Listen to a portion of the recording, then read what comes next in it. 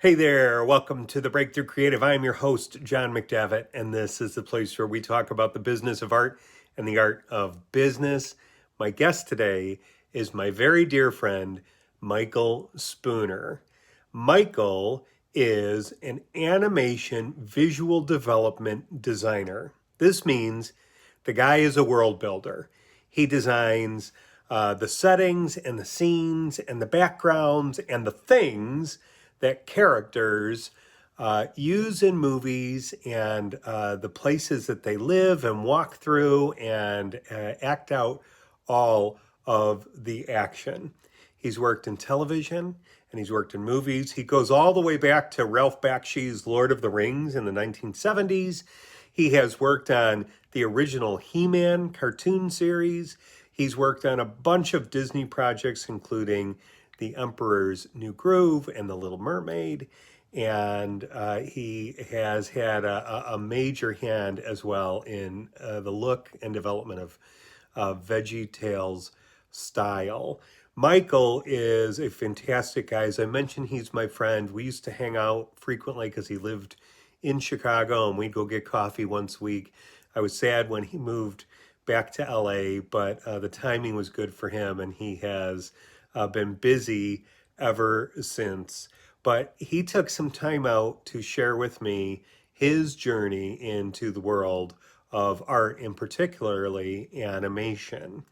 And it's just such a great background of a guy who found his way, and he shares lots of insight into how to make a go of it in the animation industry.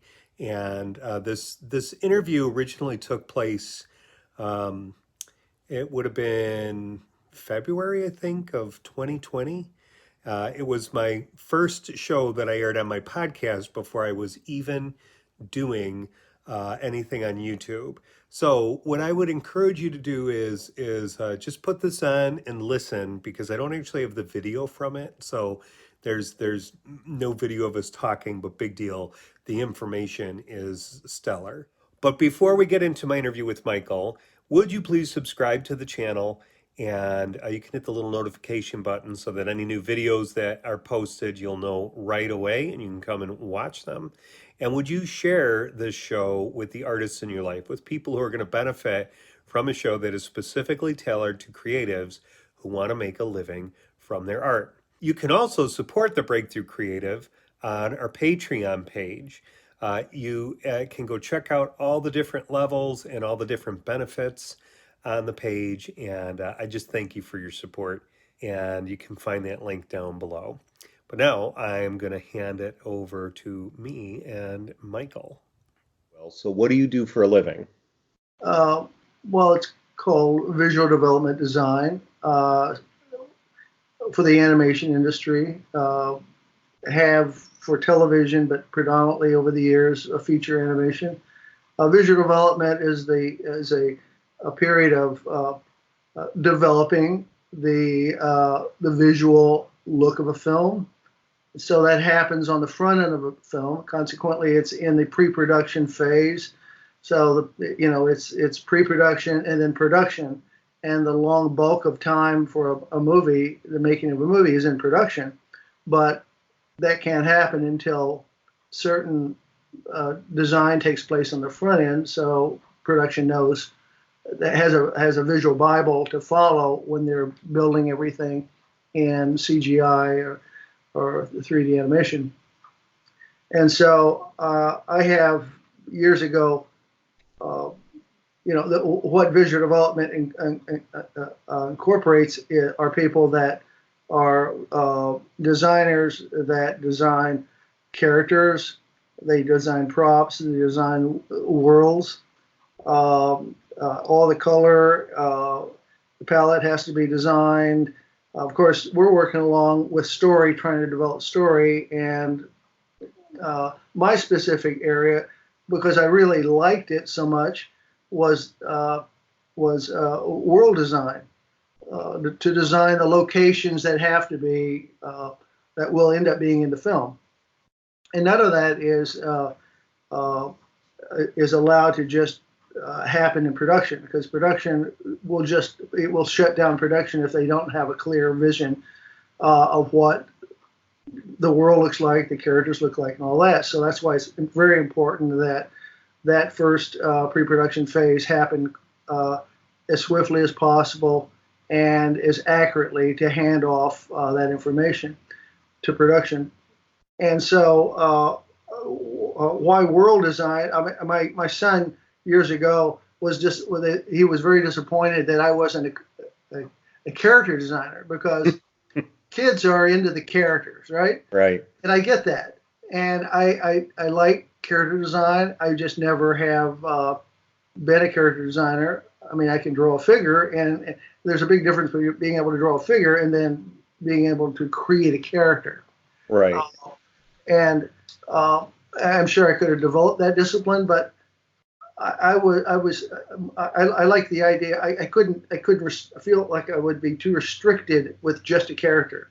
Yeah. I needed, as a world designer, I'm designing a lot of stuff, a lot of, I'm doing prop. I mean, it's prop. Everything that's in a location has to come from, my inspiration, and so I thought that was much more expanding for me and would entertain me a whole lot more. So I got into world design, and so just to even like clarify it further, yeah, please. World design could be trees. It could be a massive scene of a city. Sure. It could be the elements that a character uses to go out and fight battles. So it could be the character's weapons. It could even get a little bit into costuming, right? Well, but that would be more prop.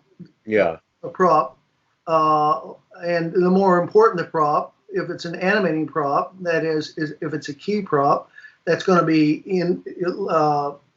actively used a lot on screen. It has a lot of screen time, and that's going to be a principal prop. It's more time and investment has to be on that prop to design it. There are a lot of other props that you see that will never have that kind of screen time, so they put their money into certain kinds of props. But regardless, an environment will have stuff in it, and they're kind of like props.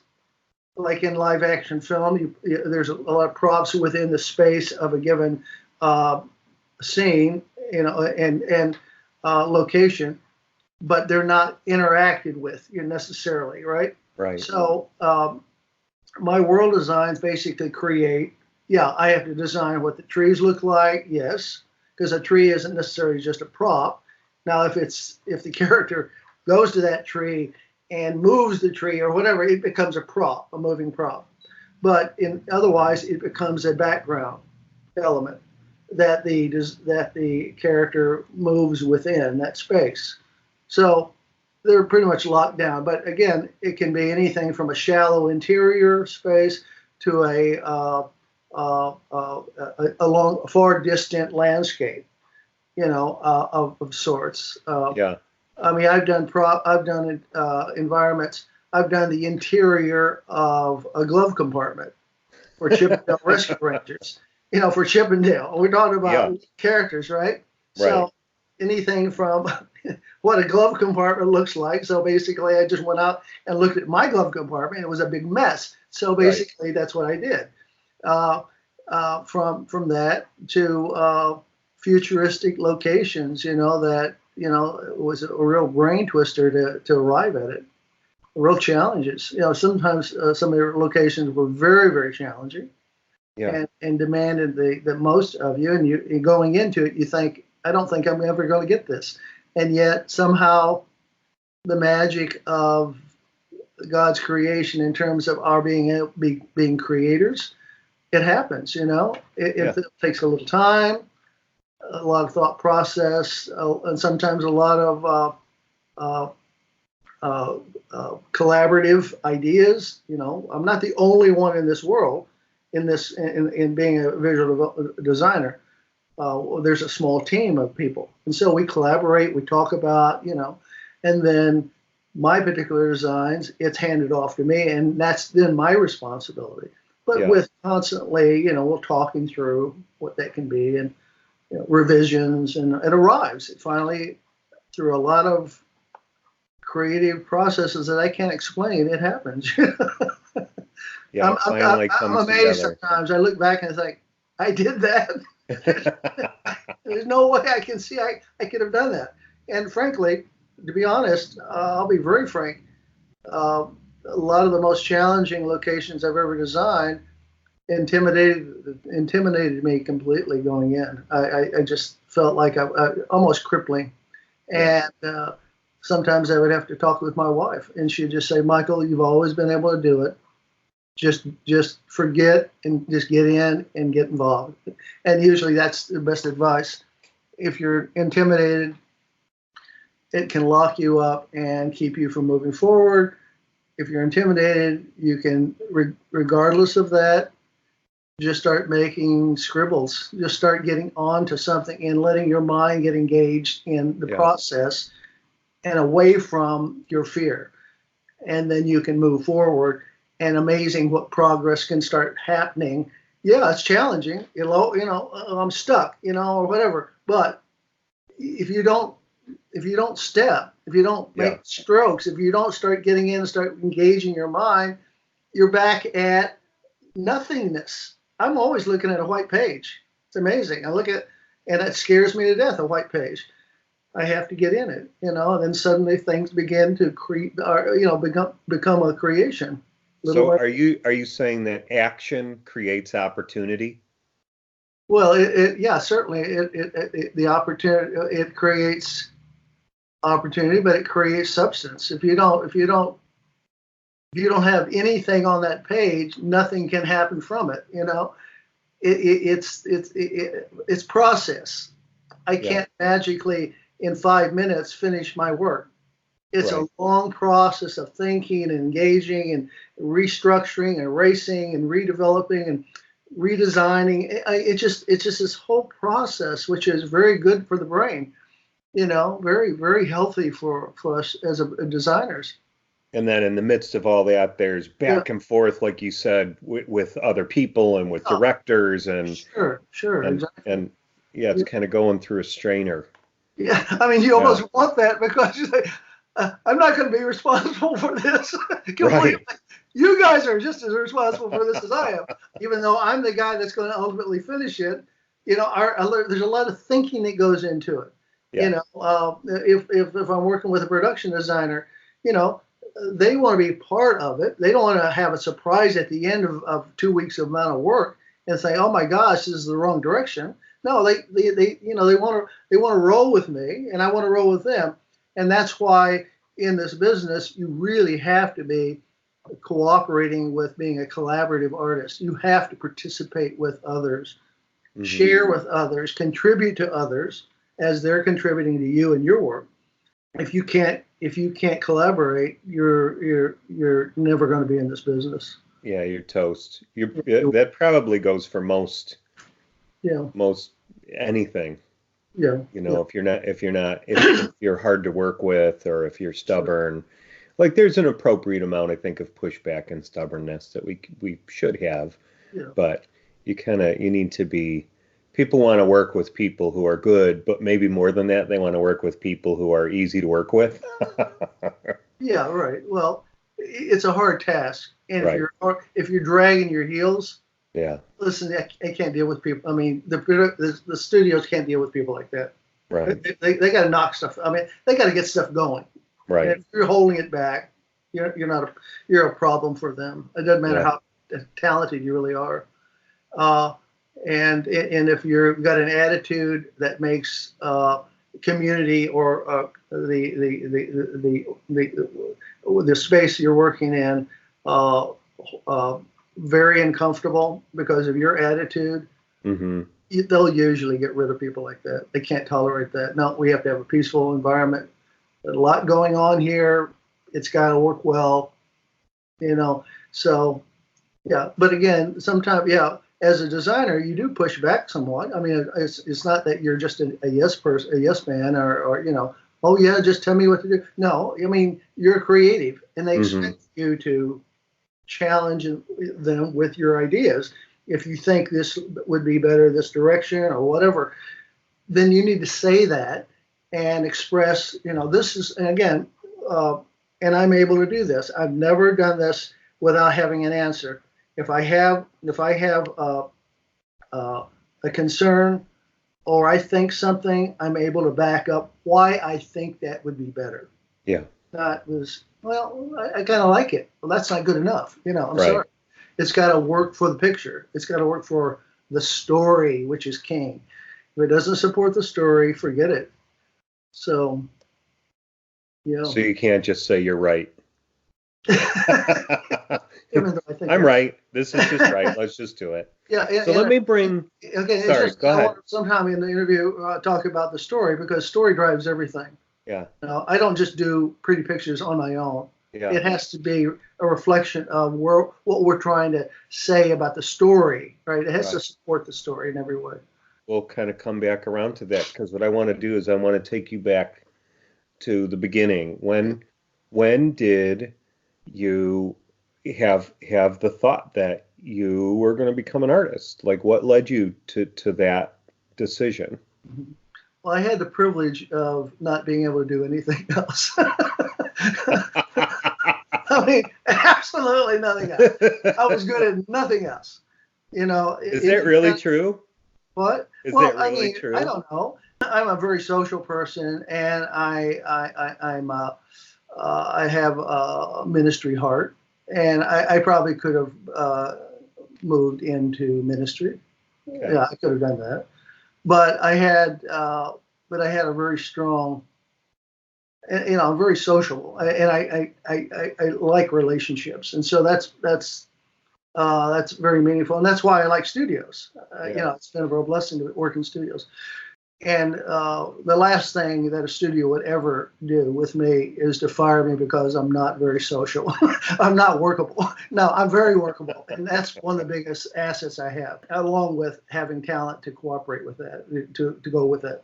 Yeah. But I could have done that. But no, I think from the earliest age, I had it showed up that I had a strong interest in art.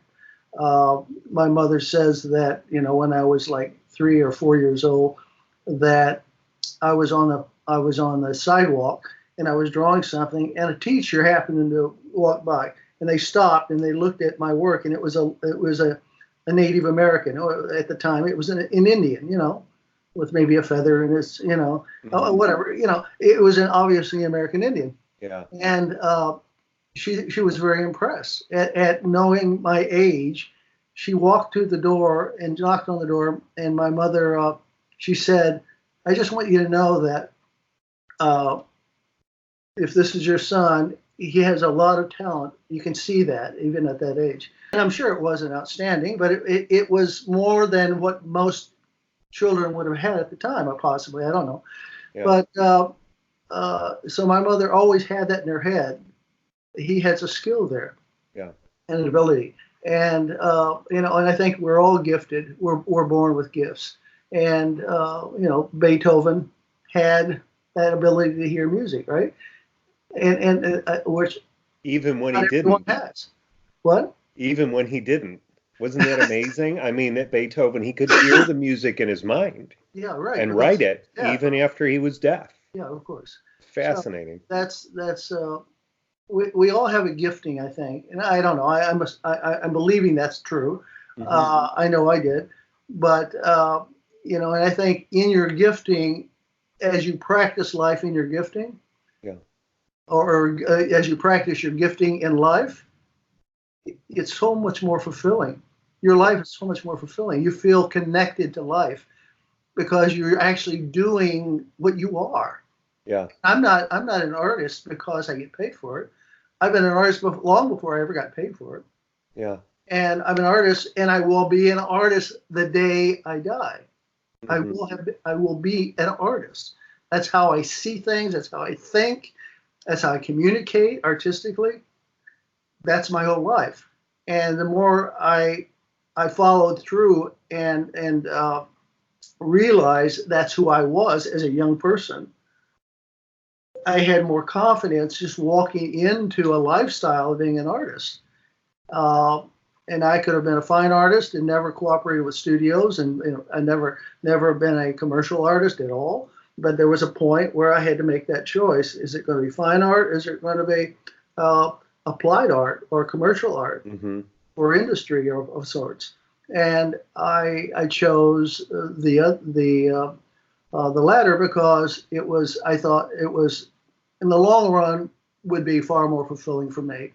How did you choose that? How did you know the difference between those, and about what age were you? Well, I'd gone through junior college, completely fine art mentality, painting, sculpture, and all that, as you get in college, right? Yeah. You don't get a lot of applied art courses in college. It's fine art. Yeah. And I loved it. I loved being in college, and just I was a passionate student. Then I was drafted when I was in '69. I was drafted out beyond. I was just. I guess I was thinking about. I would talk to Sam Morello, the head of the art department at Flint, Michigan, Flint Community Junior College, as it was at the time, and we talked about my career. What was I going to be doing? It was going to be art, but what direction are you going to go? And I had these conversations, and he felt, and I don't know why he felt this way, but he felt, Michael, I'm not, and we haven't been sharing this with you, but, commercial art is something, have you thought about that? And I remember him asking me that almost insulted me. It's like, oh my gosh, why would you say that? I'm engaged here. This is what I love. But he asked me to think about it. And he said, he reached back and pulled out a catalog. And it was from Art Center College of Design. And he said, I want you to take this home and look through it. And just learn about this school. Yeah. I mean, he was so caring about where my whole life was going to go. It's amazing, Well, and you must have been a very good artist at that age too. You must have shown real potential. Well, obviously, I had clear potential, and my work was very fine art. And but I don't know where he sensed that maybe your greatest fulfillment would be this, right? I don't understand that. I've never asked him.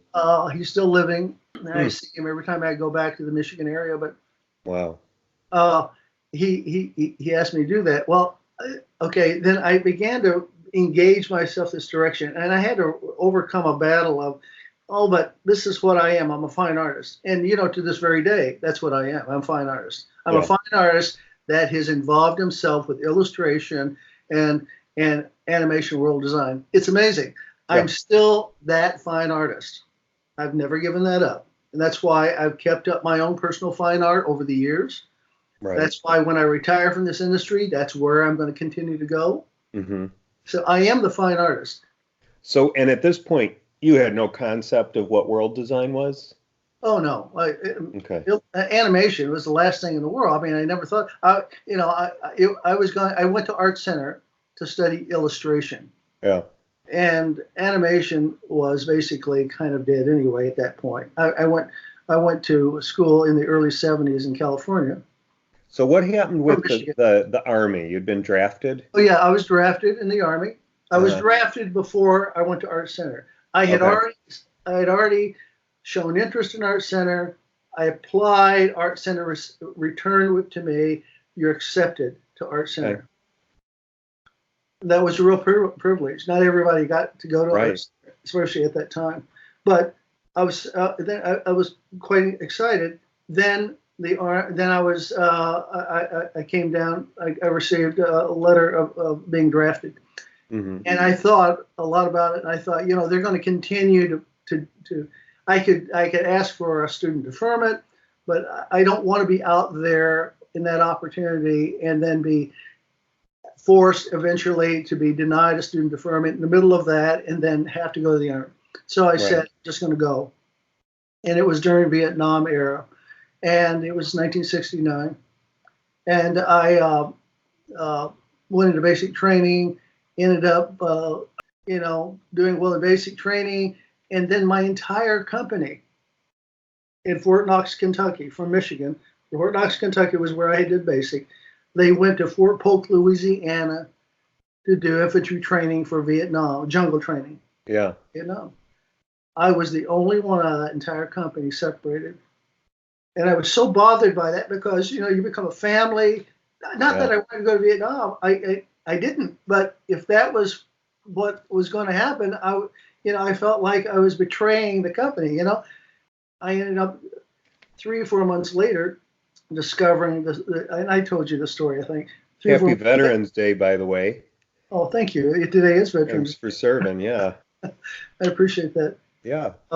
So I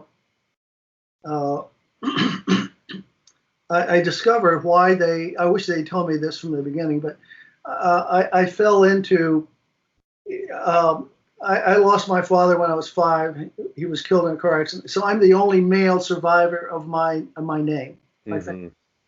So according to a law they had that may still be held at this point, but out of World War II, the movie Saving Private Ryan tells the story of the law that was created to save the last remaining name of this family. So I received this.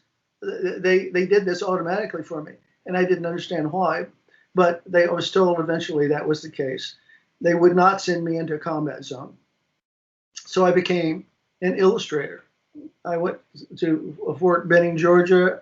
I became an illustrator for Army or Infantry magazine there. Wow. And then from there, I went to Germany and became the only illustrator while I was there. They only had a slot for one at Army in Europe magazine. And so I remember coming down on orders to go to Germany.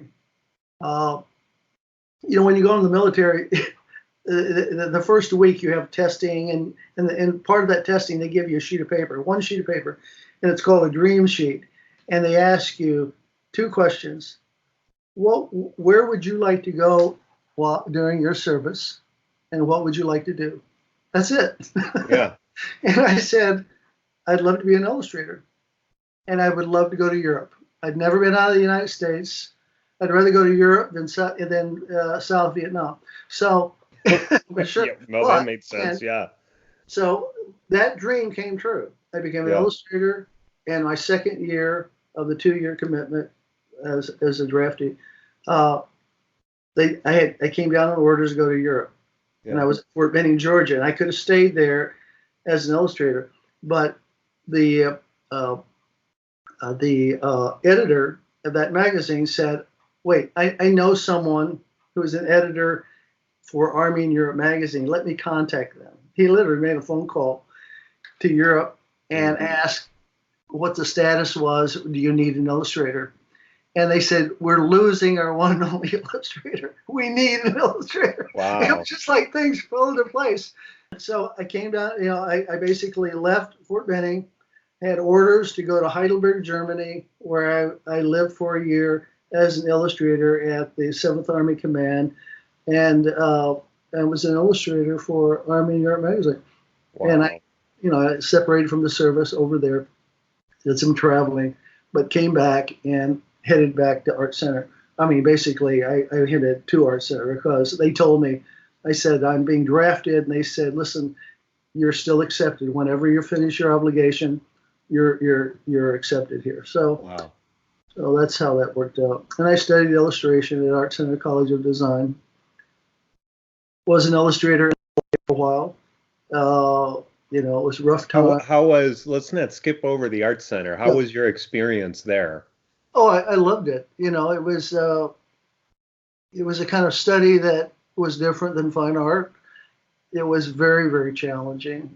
Art Center has been known, and I assume still is, to be one of the most challenging art schools in the world. Best recognized for a long, long time.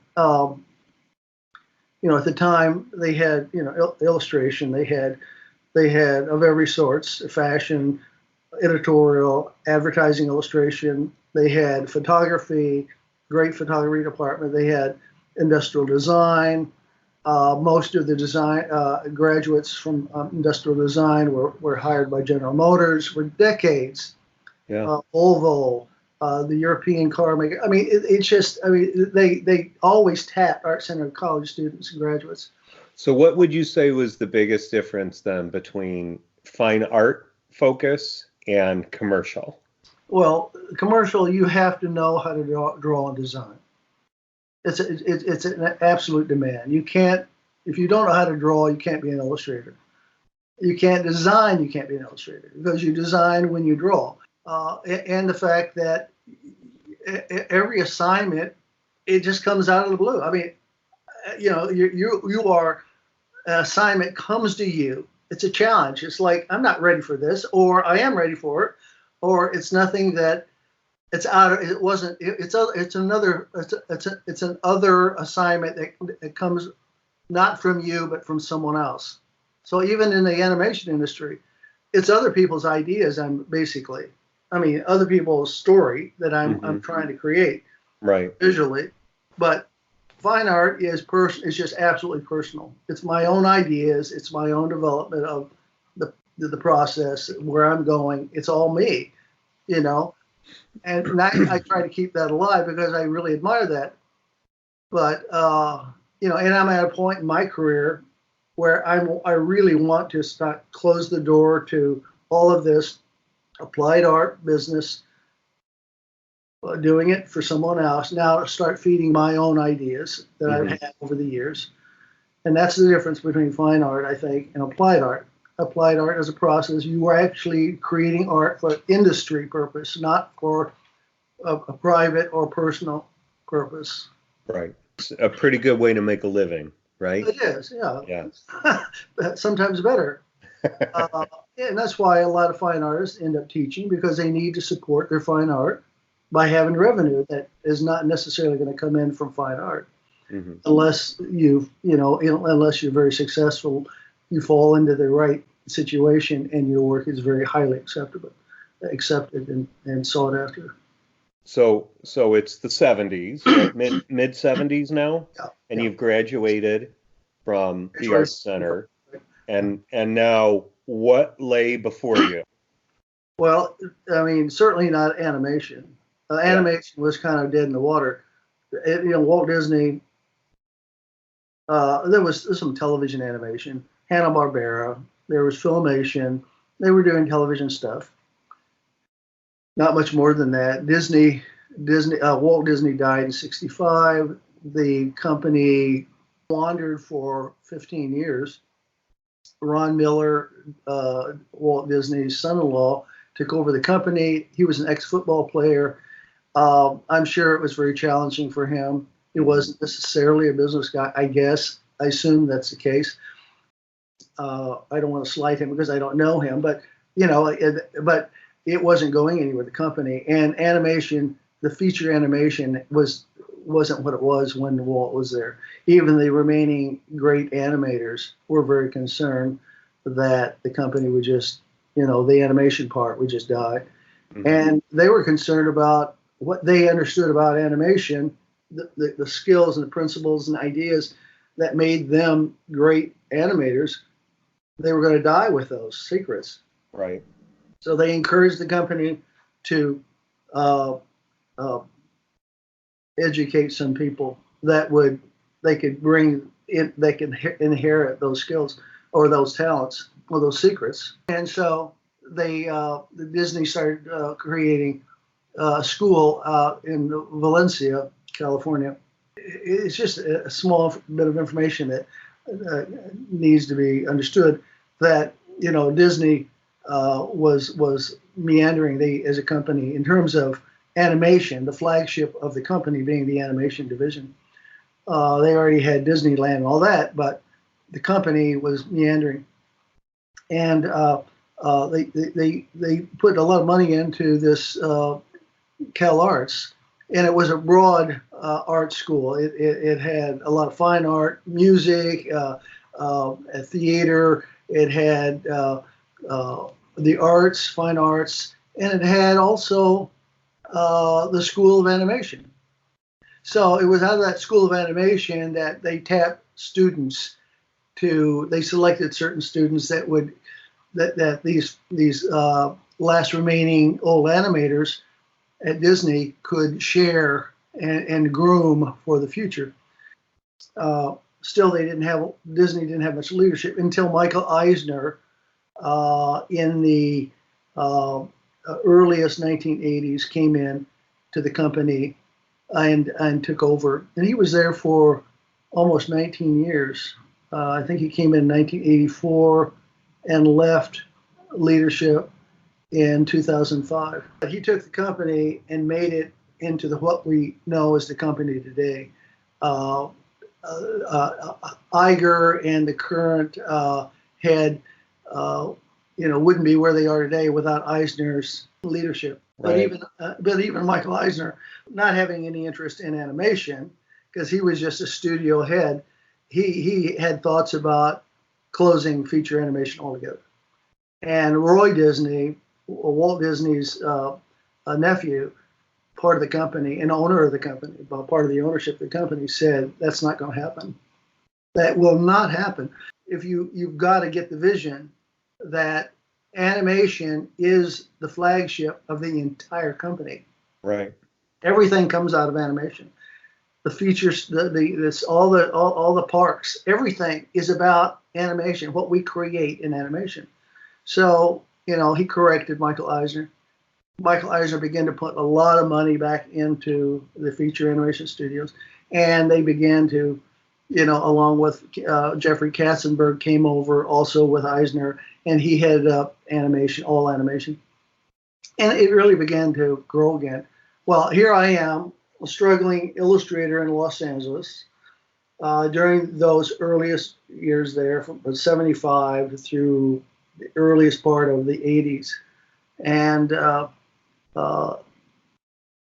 never thought animation would be anything I'd ever touch. I always wanted. What made it such a struggle? What was the struggle? Well, the economy was pretty poor, and LA is not an illustration city. New York was. Mm-hmm. I didn't go back to.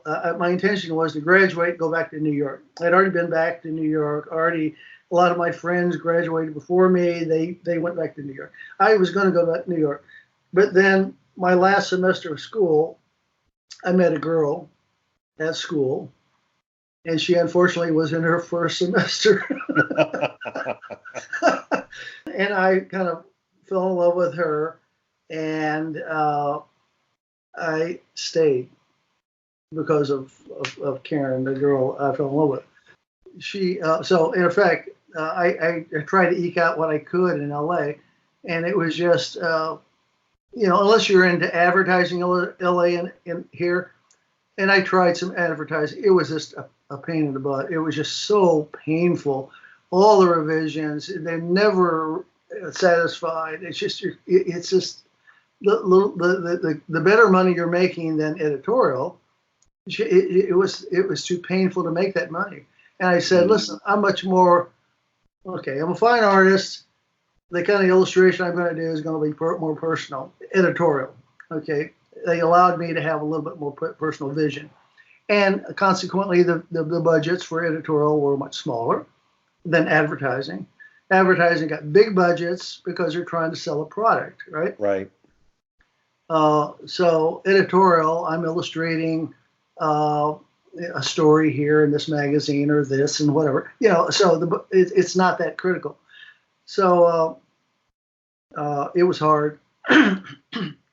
And then suddenly a friend of mine called and said, Michael, I'm working in an animation studio. I said, really? I said, what? She said, Ralph Bakshi from New York, an animator from New York, is out here, and he's animating The Lord of the Rings, the first book. And he's looking for talent. And I went, and he hired me, and it was my first experience at working in a studio, collaborating with a lot of other people. The energy, I just loved it. It's like back in school. I loved being a student. It was like being in school. Instead of sitting in my own studio, okay, I got a job, or I don't have a job, and I got to go out, drive my car. This is all before internet. Drive my car into the city, meet some client possible, let them look at my book. They say, we'll consider you. You wait for a possible job. I mean, it's just like, it was insane. It was just like, if you're working for a small little project, you're barely making, $500 a week if you could make that. But what was helping me is that I was also teaching at Art Center. I taught there. I graduated in '75, and they asked me to teach at the new campus in Pasadena, and I taught there for 12 years, 36 trimesters for 12 years, which was a wonderful experience for me. And that was helping to support me somewhat, but it was rough. But when I got into animation, it was the beginning. I mean, I loved it from the very beginning. I get to draw all day, no wasting my time, and so from there, again, Disney really was just kind of starting. Yeah. Disney Future. So when I left Ralph Bakshi after a year there, I looked around, and all there was Hanna-Barbera or Filmation. So I had some friends that were working at Filmation, so I went over there and I started working on He-Man Masters of the Universe. And to some people, that's the greatest thing since sliced bread. I mean, it's that's it completely. And but it was television. It was it wasn't like feature animation. It was television, right. And so you had to knock that stuff out fast, but you still had to be creative. You can't throw junk at it. Did that for a couple of years, and then opportunity. Disney began to start moving. Okay, and they created a division, Disney Television Animation. So I was able to go there early on in that new division, and I worked there for 6 years. Worked on a lot of projects, a lot of shows. It was more entertaining today than what Disney TV is today, or any TV company, TV animation is today. They really push hard. I mean, they knock stuff out. You get so much. As far as I'm concerned, there's so much junk today that's produced. You get a nice show here and there, but there's really, so many avenues to fill, right? Like everybody needs something, and everything's shouting out, and it's just there's so much. Yeah, exactly. And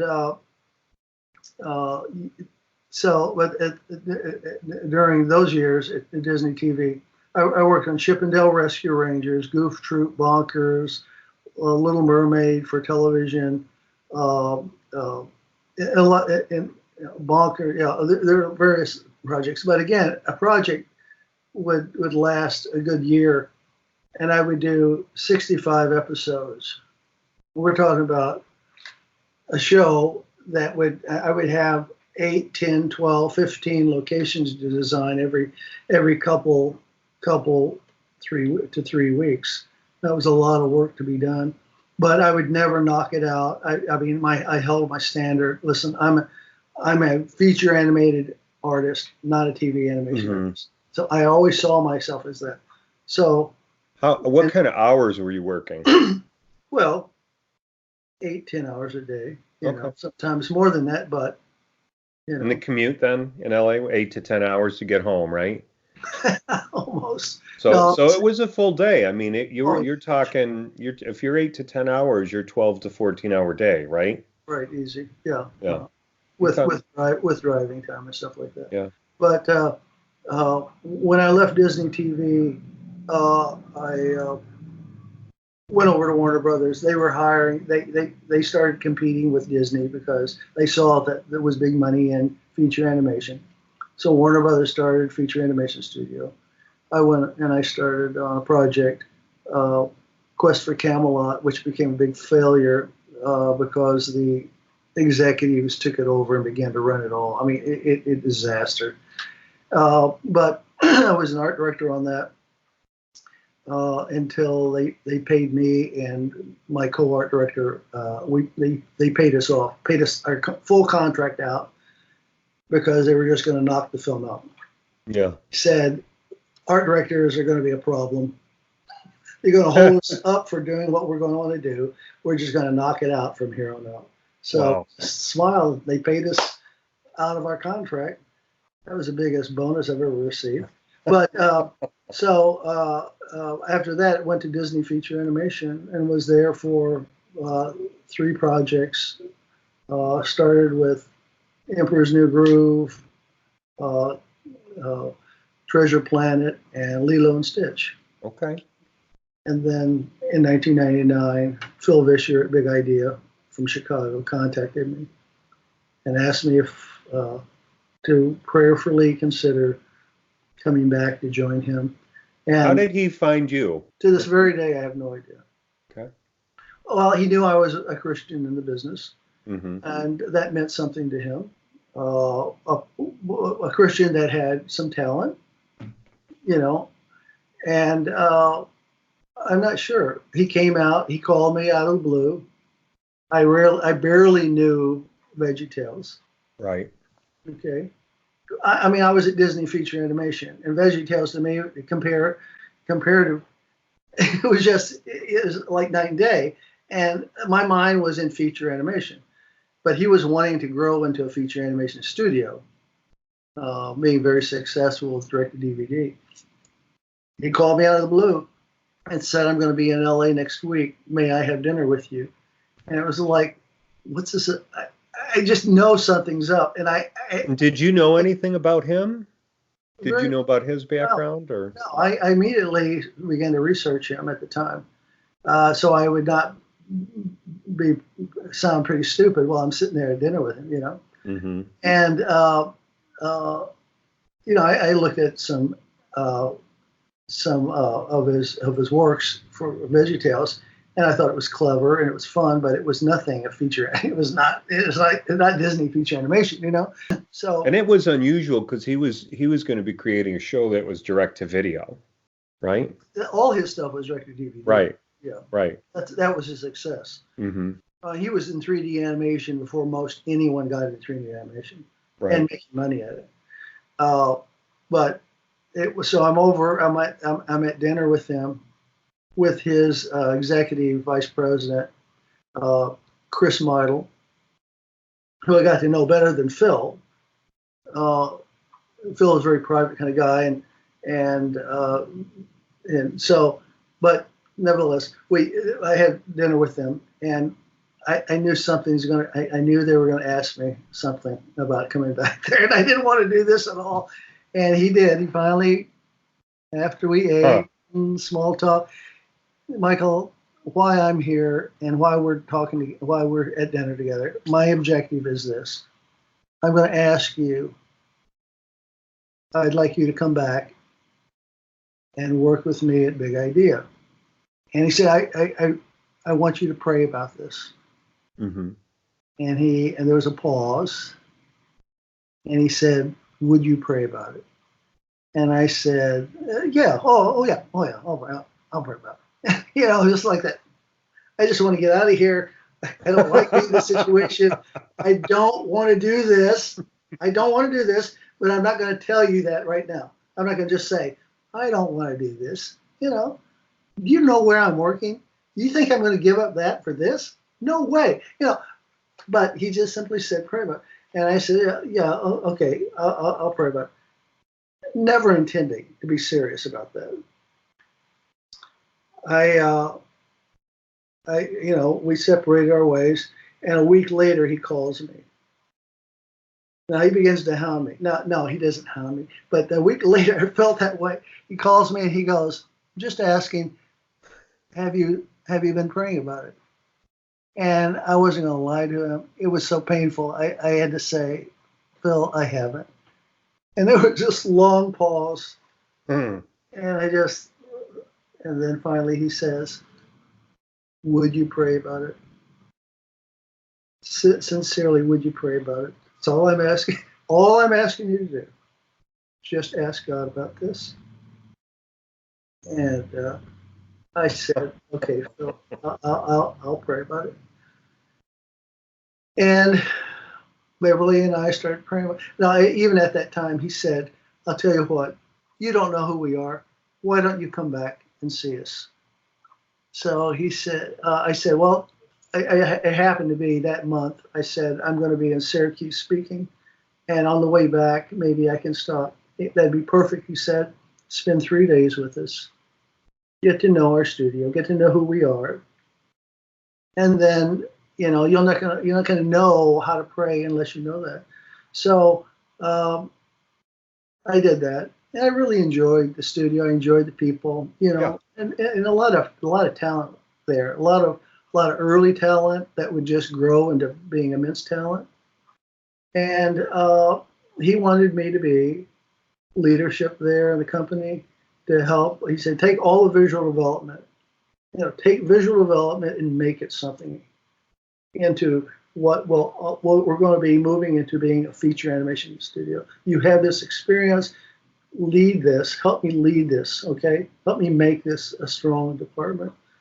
And its connection to story and layout, 3D layout. So all of that comes together there. And so I came back and I said, Beverly, we really need to start praying about it. But when I really started praying about it, when I sincerely started praying about it, immediately God revealed one thing. And it wasn't about going back.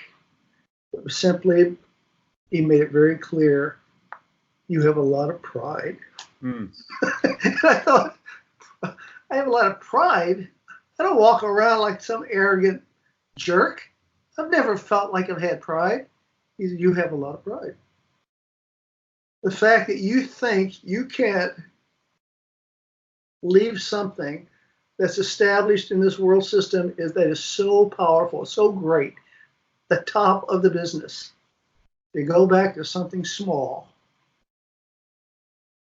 that you're struggling with that, even considering it. Michael, that's because of pride.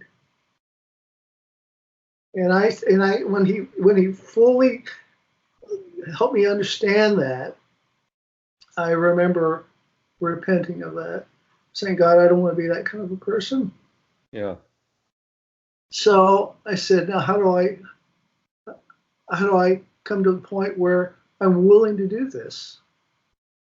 Because I'm scared to do this. I'm scared to leave where I am now and to do this. And so we started praying. And as we were praying, I felt, Lord, I have to know this is your purpose. I'm not going to do it just because someone asked me to go back. Nor will I do it because my Christian friends, people I know at church, all my support group here in LA are saying, wow, that'd be a great idea. Why don't you go back and be part of that? No, I'm not going to do that because of that. Right. I have to know it's because you are saying, Michael, go back. I'm asking you to go back. Will you agree? Will you follow me in this direction? I want this for you, Michael. I said, God, I can't do it without confirmation. And I've shared with you that confirmation, I believe, if you haven't forgotten about. I mean, it was months. Phil continued to be patient with us. And we said, I'd say, Phil, I need to have some kind of confirmation about it. I'm not going to just jump ship here. All my friends, I've been out here for so many years, and leave it all and go back there. I said, I need to know this is what God is actually saying to do, and I need to have some kind of confirmation. And whether that's the right thing to ask God or not, I said, God, I'm asking you, make it clear. And it's got to be very clear. Not emotional feeling. It has to be something that we will know and immediately say, that's confirmation. And it was, so he asked us to come back. He said, basically, Michael, now Beverly hasn't been back. This is after months of waiting. He said, Michael, I'm going to be releasing one of my projects in Orlando at the Universal Studios at the Hard Rock Cafe. And there are going to be a lot of reporters there. I'm releasing it big. And he said, I want you to be my guest. I'll pay for you, Beverly and Philip, to come back and join. I'll pay for 2 weeks. If you can get off of work for 2 weeks, spend your vacation to do this. You fly to Orlando. I'll pay for everything, flight and everything. Be with me there. And while we're there, I'd like you to talk to some people from Disney Feature Animation Orlando that have shown some interest, but they're scared to make a move. I said, that's where I am. But I went there and ended up meeting a number of guys. Many of them did come up with a big idea. But it was not until I made that move that they feel like they can do it. So you were a linchpin in the midst of that, yeah. To some extent, I became that. Didn't want to be that, but so that second week we flew up to Chicago, and he said, "I want you to we're going to be moving out to near Wheaton. Can't think of the community now, but we're going to be moving out near Wheaton, and a new studio out there. We were in Chicago, but we were in Chicago for a little bit, and then Wednesday we were driving out to Wheaton, and it was in the midst of going out there, and something that happened out there that night that we knew exactly. God, we're willing. Today we will drop everything and come back to Chicago. Yeah. And I know the story is kind of long, and I'm not going to take this time to do that.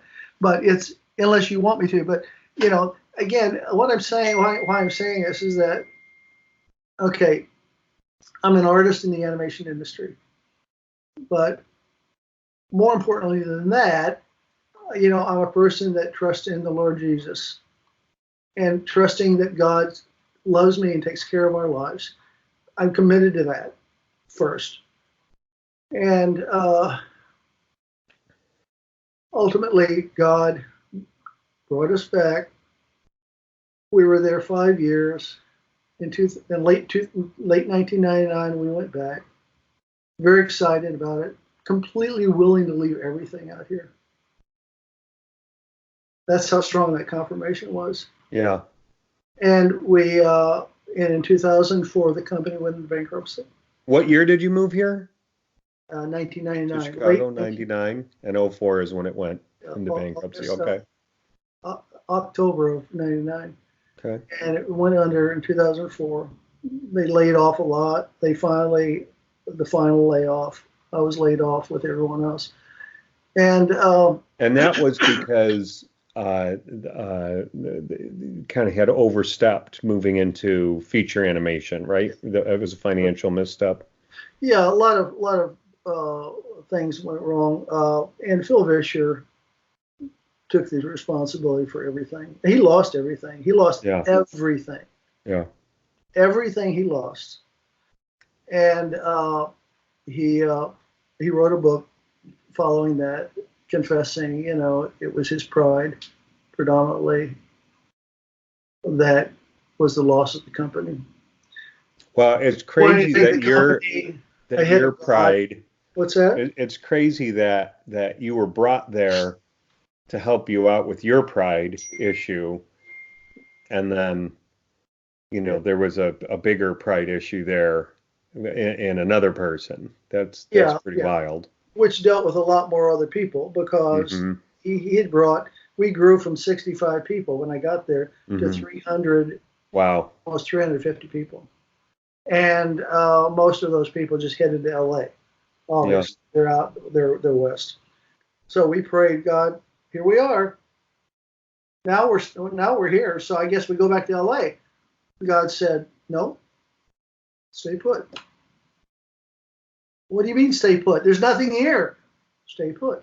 Yeah. So I said, okay. I said, this is going to be hard. And he said, I'll provide.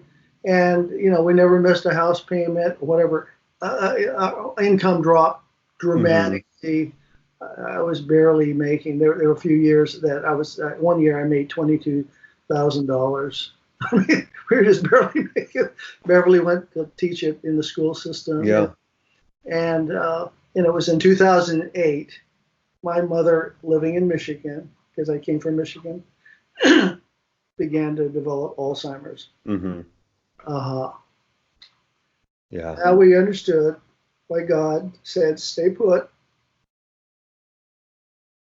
Only I know what's happening, what's going to happen in the future, Yeah.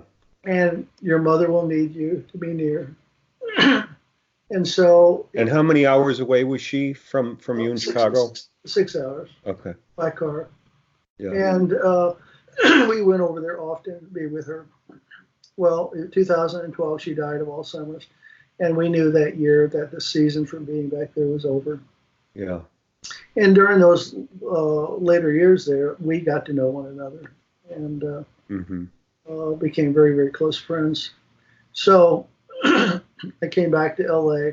Well, actually, I did a scouting trip, came back to see if I could pick up some freelance or what any possible openings. And Sony Pictures hired me when I came back to see. They hired me. I went in. I made a contact, and it's interesting. And this is the grace of God, really, not me. I walked in. I had a contact there through a close friend that I knew in the industry, and as I was meeting people, I met a guy who was an art director on a project, and he knew me, but I didn't know him. And I said, "How do you know me and I don't know you?" He said, "Well, I came to." All these things that add up. He said, "Well, I came to Disney Television Animation and very late, and I think it was 1990. You were working there. I was on another floor. I never met you. I was only there 6 months." But he said, "Michael, to this very day, I have some copies of your work." Oh, wow.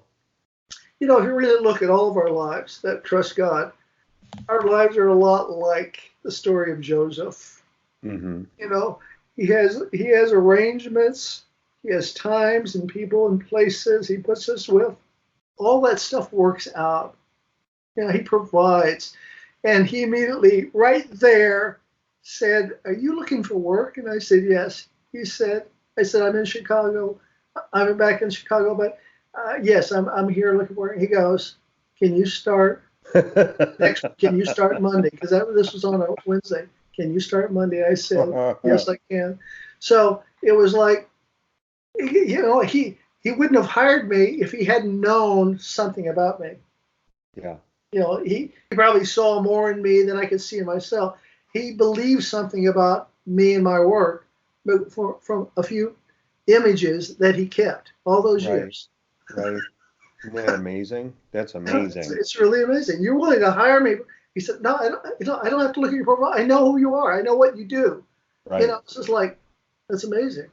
So you ended up, then moving back down to LA and from Chicago, left our great deep dish pizza here. Yeah, I know. So tell me about the last several years. I mean, you've been gone how long now? 6 years? 2013. So 6 years. It's been 6 years already. You know, Mm-hmm. It's amazing. Yeah. It was April of 13, so it's almost 7 years. It's going as of April of this next year. Yeah. It'll be 7 years. So let me ask you this, because I suppose what I really want to find out from you is I hear your journey. I hear you working in the animation, film business, television business. You've been an illustrator, and you saw that really didn't work before you moved into film and animation. You had no knowledge that that's where you're going to be, was film and animation and television, and you felt a strong calling from God to obey Him and do what He's got laid out for you. And coming back to Chicago, and it's been an adventure. You've worked for yourself, you've been a contract person for studios, right, for a certain amount of time on a job, and then you've actually worked directly as an employee for studios, Sure. correct? So you've kind of run the gambit as far as being an entrepreneur or self-employed, and them being a contractor and an employee as well.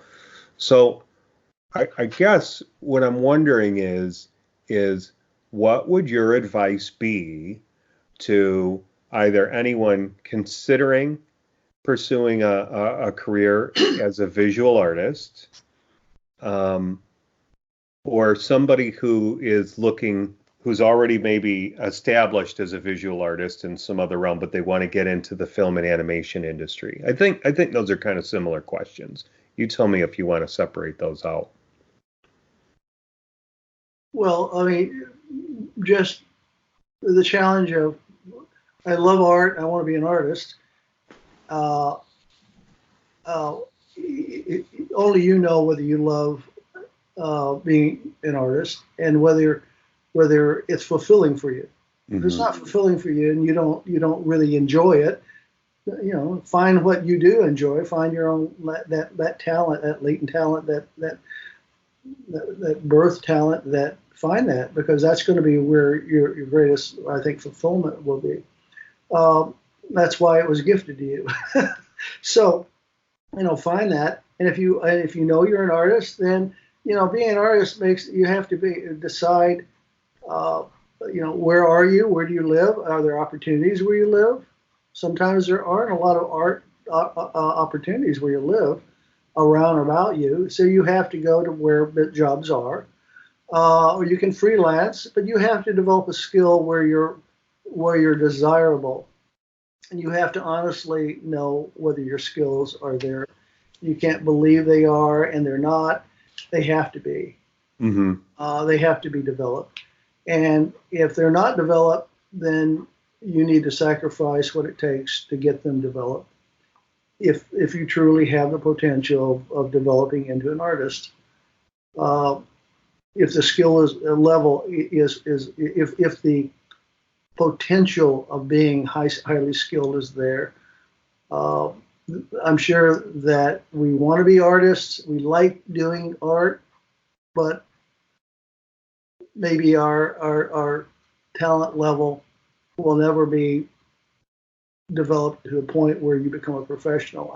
It's not for me to speak that, but all you can say is go to school, again, hone in on an education that will help you to arrive where you want to go, instead of just throwing it in the air. Well, I just want to be an artist. What does that mean? I don't know what that means. An artist. What do you want to be as an artist? How do you want to take your art? You have a skills. So if you want to be animation, then you have to start developing skills that fit animation and specific areas. Want to be an animator, then you have to study 3D animation. If you want to be a designer, then you have to understand very few people. There are very few slots in the visual development side of it, because that's a smaller team. Animation, production, that's a larger team. You're going to get a whole lot more opportunities if you go to production first, and then make your way back to visual development if that's a possibility for you. But again, you have to prepare yourself with the strength and the skills to get work, and they're not going to hire you when you've got everyone else out there that can match their expectations. Just because you want to be an artist doesn't make you a workable artist. So again, I hear you saying that you have to have intention for make a decision of what you're going to go after, right. And you have to have some determination, right?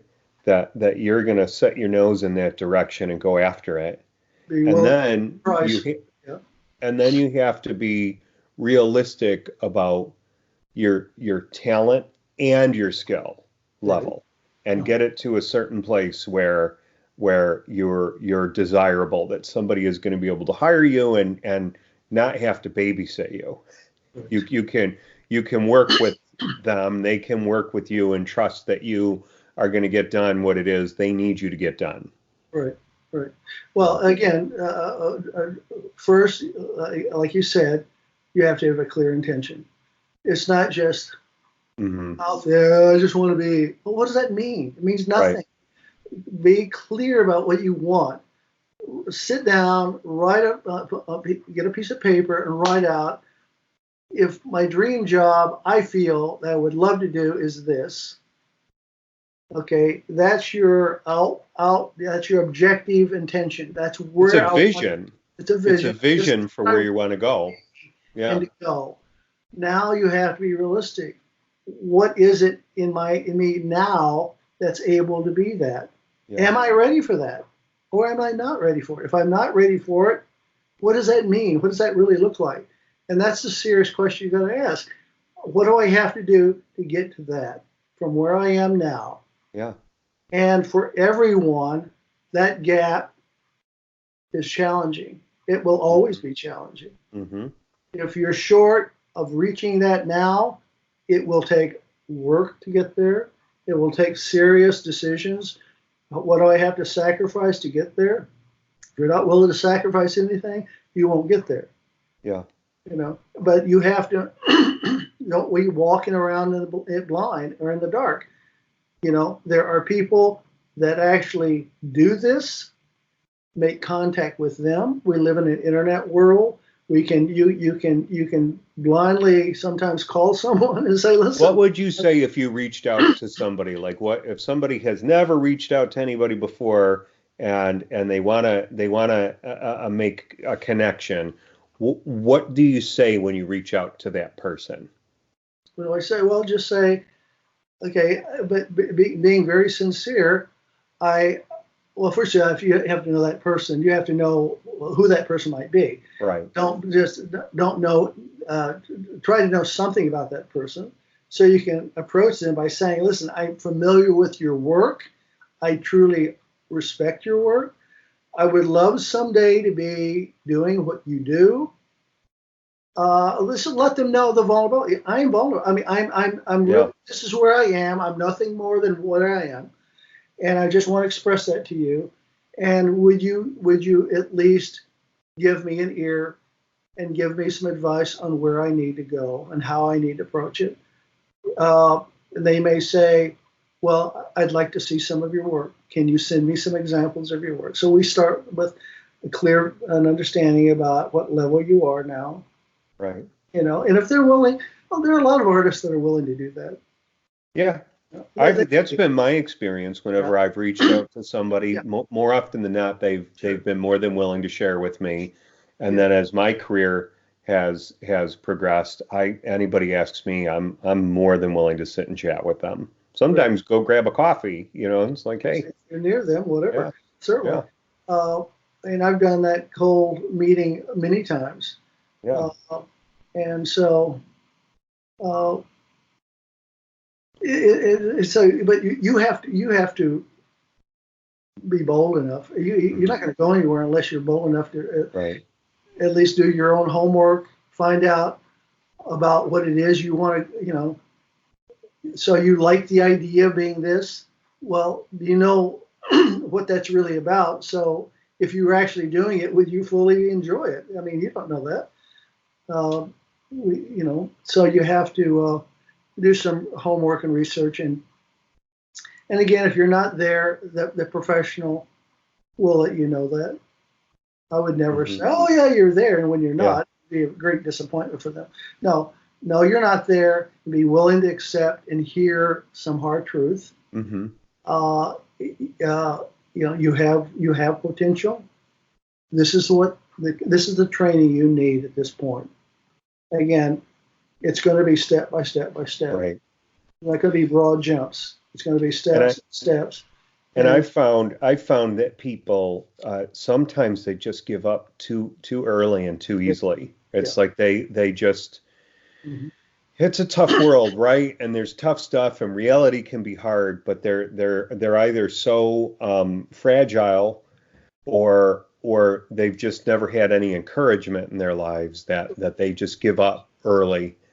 And so I would add to what you're saying is that if you hear the hard truth and it hurts, go to sleep that day, and there's a new day tomorrow, and see how you feel about it. And if art is still calling to you, then hit the wall again. Go after it. Go after it. I remember I wasn't where I wanted to be early on in my early 20s. And I remembered thinking, okay, whatever this is in front of me, whatever the obstacle, I'm going to go around it, or I'm going to go under it, or I'm going to go over it, or I'm going to go through it. I would literally visualize a field full of brick walls or obstacles that I was going to get around. Yeah. And then I would start to work. And I've kind of come from the work. My own personal belief is if you can do it, learn on other people's dime. And I don't mean to give them poor work or anything like that. Deliver good work. Yeah, but learn while you earn, Yeah, right. And it's worked for me. And I don't know how people can do it any other way, because even if you come out of school, there's a whole different level of skill set that you have to attain. So you've got to get out there and start working at whatever it is, even if you want to be an artist and you want to be an animator like Michael, or a world developer in the animation world like Michael Spooner. And the only thing you can do at that moment is go work at a sign shop. Go work at the sign shop, right. Because it's going to get you a little bit closer. I think the last thing that I want to ask you today is one piece of advice for the artist out there, and you've given us some great stuff, but the artist out there who they have some skills, they're looking to get into the entertainment industry, particularly in the animation world. And they have proximity to the industry. What's the first thing you do? Well, I mean, are they prepared? Are they? Yeah, they're prepared. Okay, they're capable. Then they can reach out to someone in the industry, cold call, or if they're in proximity to that industry, then you just you post for a position on their sites, the studio sites. I mean, that's an opportunity. Or because you're not going to go and knock on a door, they're not going to let you in a studio. They offer positions on their websites, and you can start by posting, submitting your work, submitting your resume, and you'll get a lot of rejections, but eventually you'll get an opening. And is rejection normal? Oh yeah, definitely. And is a lot of rejection normal? A lot of it is. Yeah. I mean, I'm a professional I've been doing it for 40 years, and I left Warner Brothers, 6 months ago, thinking, well, I'll get another job immediately, right? Well, the industry was slow. All the promises of Streaming Plus was not ready yet. They're looking for talent, but they're not really ready yet. So I started posting for work, and they're not hiring me. Are you kidding me? With all this experience, they're not hiring me? Yeah. What's up? And that's just, you never know. And they may be having someone else in mind. Someone may really fit that project a little more than you. There's 1,000 reasons. Yeah. I can't, but the easy place to go is I'm being rejected. Right. That's the easy place to go. And we all feel that. Yeah. I'm being rejected. They don't want me, But in reality, it's a complex business, and you're just part of the cog. You're a cog in the wheel. Yeah. You're just part of it. And when they're ready to fit that cog in that place and you're available, Bam. and you're knocking at the same time, they'll bring you in as a cog. That's just the way it is.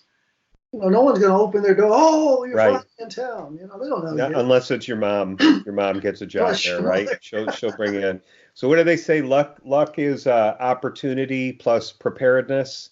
You see an opportunity come along and you're ready for it, and then you go jump on it. Yeah, of course. So. Yeah, and again, it takes time, and you just have to be willing to continue to trust that all that effort you've prepared yourself for will pay off, and it will eventually. Yeah. again, you get that first job, and they want to see in that resume that job, and it's easier the next time you get the next job. It's just the way it Right. is. You know? Right. If you're first starting off, it's going to be hard. It's going to Yeah. be, but you got to stay in it and be in the location where the job can hire you. They're not going to hire you if you're in someplace in Oklahoma when you Yep. need to be here. Can you Right. start Monday? Basically that's it.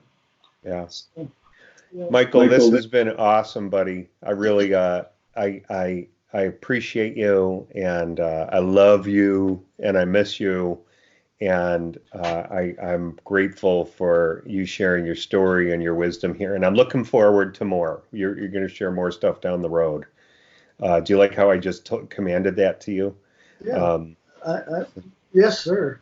I'm a military guy. I'm a veteran. that's right. Yes, sir. So, thank you very much, my friend. You have a great day. All right. You do too. Bye. Bye bye. Michael, I really love you, dude. I know I said that a bunch in this episode. He is that good of a friend. He shared so much incredible information in there just from following your path, getting busy and getting to work on what it is that you want to do for a living.